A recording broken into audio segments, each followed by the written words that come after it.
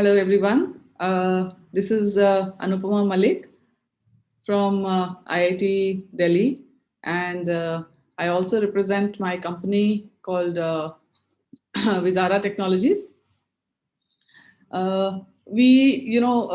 This is so interesting that IIT Delhi Alumni Association has decided to host this, conference, and I'm part of this Unconference, uh, which is really so exciting because, it gives me a chance to talk about a little bit about where I come from.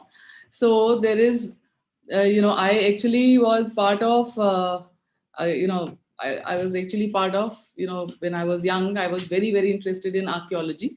And I really wanted to become, a historian and archaeologist.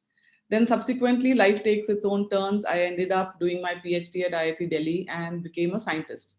So, but again, what happens is that there is this the life again has this gives you these opportunities, and I am today working. Vizara Technologies actually works with where art and science are both work together. So I see Pradeep Khanna ji here is.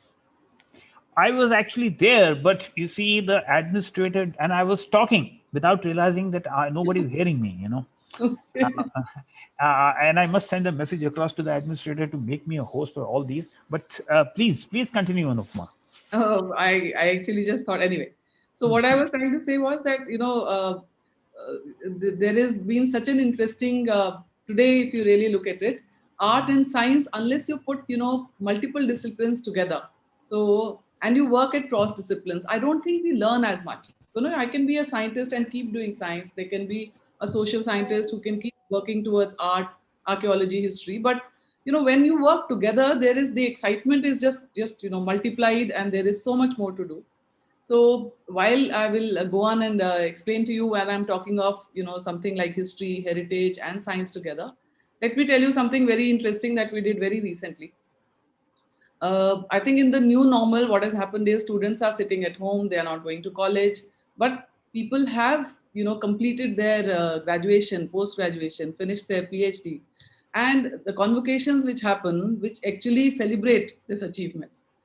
And I think people missing out on events like this is really, really bothering a lot of students, parents, maybe even faculty. So IITs have come together to create these, environments where you can have virtual convocations. So at least have a convocation where it looks like the students are participating. So I think IIT Bombay and IIT Madras have, they've done some these virtual convocations where IIT Bombay actually had the avatars of students created from their 3D avatars of students, and put them in a scene where they actually receive their degrees from their director, and people are there. IIT Madras actually virtually kind of created a hologram of a student on the stage where he receives his degree from their director.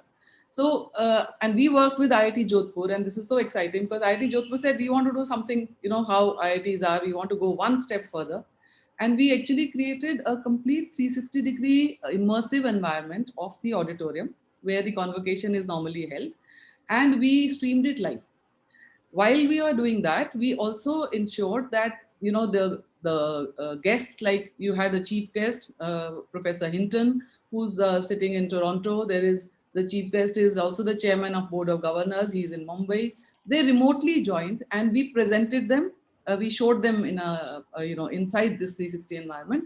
Students sitting at home could actually wear a VR headset, Google Cardboard with their phones, and feel that they were actually sitting and observing this inside. So without saying too much, let me just show you if I can share my screen, sir. If it's okay, I'll just share my screen and I'll show you this video. Is it visible, sir? Pradeep, sir, can Yes, you it see? is visible. Yeah, absolutely. Okay. So here, here is the, if you see, this is the auditorium. Professor Hinton's, we created a virtual screen inside the 360 environment. I'm showing you the full, the video. I'm not showing in 360. I'm first showing it the way it was. So you see the auditorium, people are sitting here. This is actually a 360-degree video. Thank you. very much for your very generous introduction. I hereby inaugurate the School of Artificial Intelligence and Data Science at IIT Jodhpur. I wish every success to the school, which is set to play a major role in basic research and applications of AI and data science, both in India and on the global stage. So as you see, this is all live. He was sitting in Toronto and he joined this, streaming. And I'm going to show you another part of this. So this is a 360-degree video. Now, if you see the student sitting at home, is this screen visible, Pradeep sir? Yes, it is. Yeah. So as you see, I can see that this is in 360-degree, and he is actually present inside this environment on this screen, and the students could actually wear their headsets and feel that they are immersed in this whole event. So I think this is one of the exciting parts.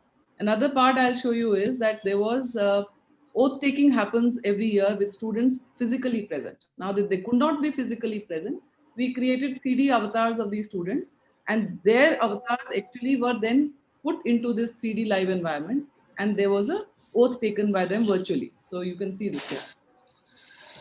So here is where you see their avatars. All the students of all the degrees, please rise for the oath.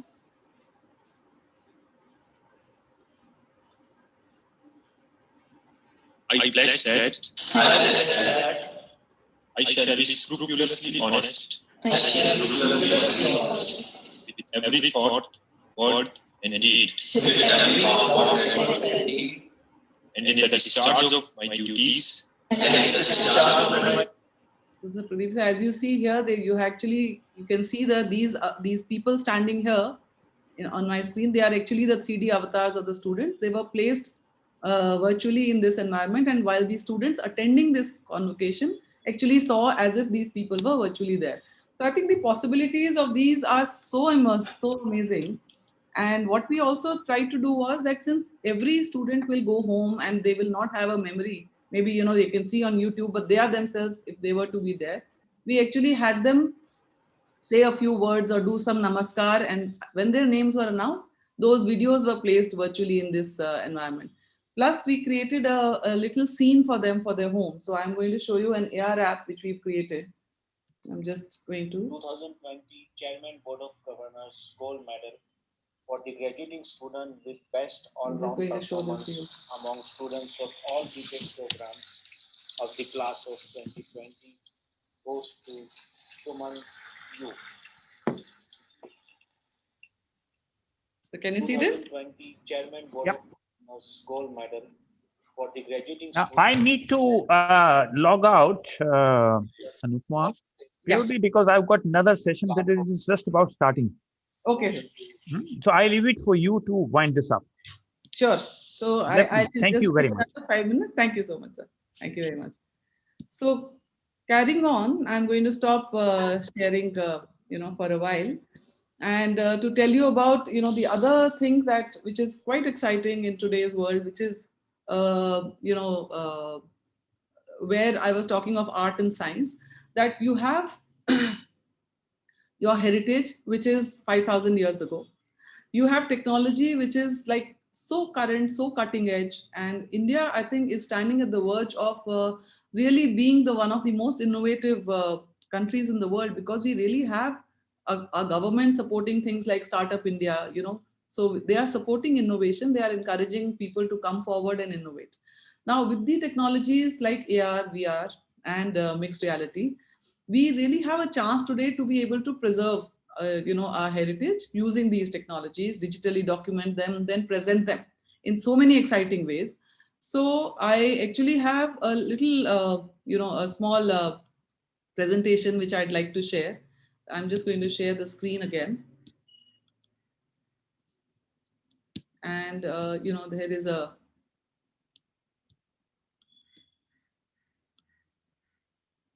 I just hope you're able to see this. So I'm quickly going to show you a few innovations, like digital innovations for documenting, preserving, and presenting cultural heritage, which we've been working for the last probably 2000, last 4 years.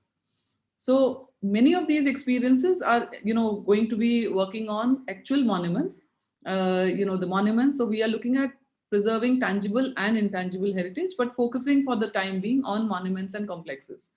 So this is, what we actually end up creating. I'll show you the process very soon, but what you're seeing in front of you are digital models created, which are computer generated models, which are created from actual data of the scene, which was captured. Finally, when you have these digital models, the possibilities are huge. So here what you see are some interactive museum installations. I'm going to show a video of this so you will get a better idea of how they are interactive and how they are so immersive. But quickly, just moving to development of this Hazara Rama temple at Hampi. And this is the actual photographs of the monument. It is a 16th, 15th and 16th century monument, a Hindu temple which was there, and this is a temple of Lord Ram. Now, first thing that is done is we actually capture through 3D laser scanning. We capture the 3D data, which is in point clouds. These are then, made into smaller parts so that we can work better on them. Here you see that then the next step, which is you do something what is called meshing. You work with also CAD modeling, 3D CAD models. You merge CAD and mesh models, etc. Then you end up, looking for some things like this. There is some probably errors in laser scanning, so you get not very complete data. So it's kind of like this, but then we work on it to enhance this. Once you have enhanced, you see that it is still in plain color. The actual texture and all is not there, but the details are all there. The sculptures, the reliefs, etc. are all there.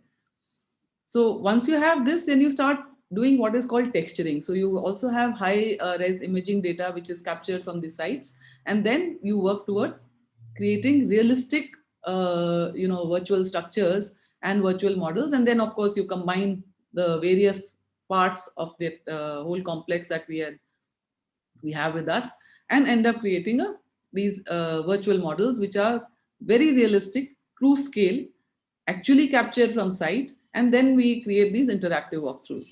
And finally, what we also did was not only just create digital models, we also created physical models. So we used 3D printing techniques to actually come up with true scale, smaller size replicas. And here what you see is 1:43 scale for the Hazara Rama temple.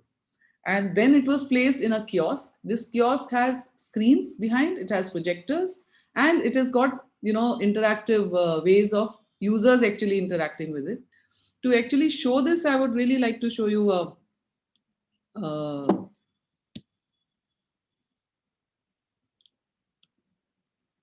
so what I'm going to do is to show you a video which I have of one of the monuments that we worked with. It's a stepwell in Gujarat.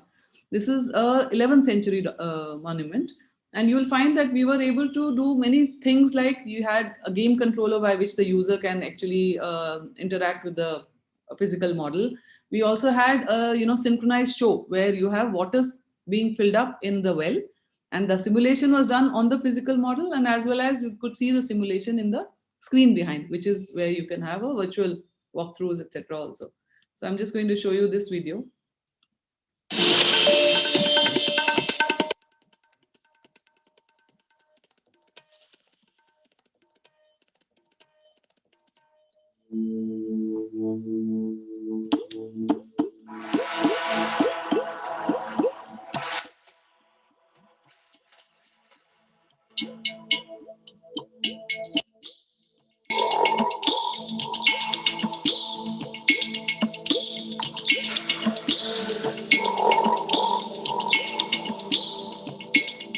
Rani Ki Vav is a stepwell in the town of Patan in Gujarat and located on the banks of the Saraswati River.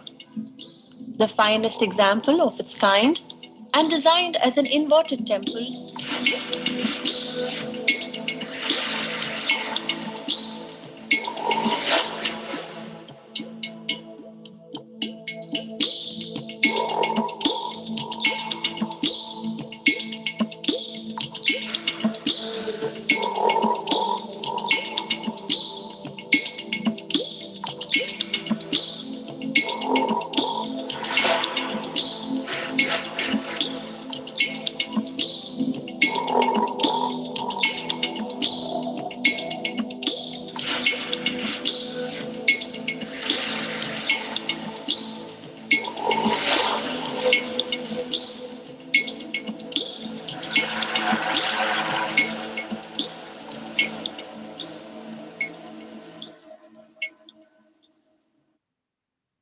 Right.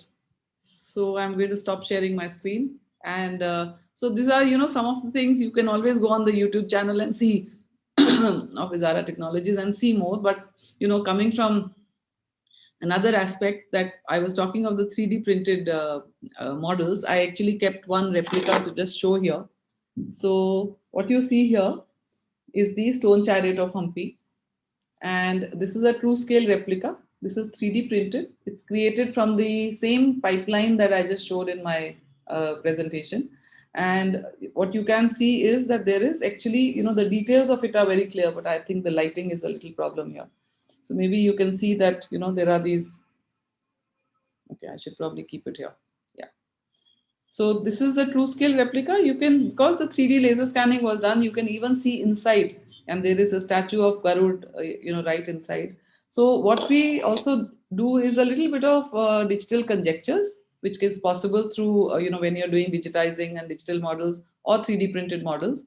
So this is how the, probably the structure looks today because of the fact that it is actually broken. This is the stone chariot of Hampi. You may see it on the 100 rupee note, I think, today. And if we were to actually do a conjecture of how it may have been when it was really constructed, and so this is a conjecture, and so this is how the stone chariot may have looked when it was actually the top before it degraded and fell off. And this is not just a conjecture; it has actually been, taken from evidence, from literature. There has been photographs of this before it had actually broken, and rest, with historians and with other architects, there was this kind of a conjecture put. So this is your stone chariot of Hampi. I have literally, I would say, history in my hand.